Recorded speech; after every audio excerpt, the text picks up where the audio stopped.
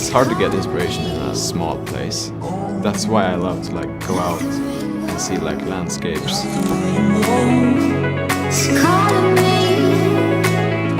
Just like get inspiration from something new, something I've never seen before.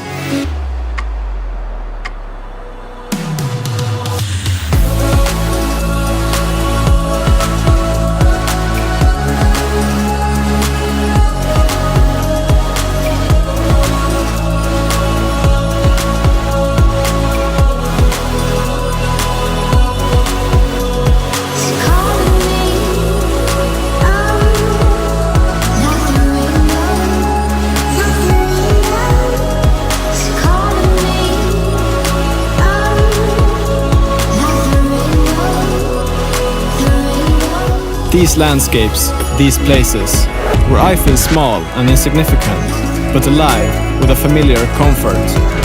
They sing their own song. To hear it, you just need to stop and listen.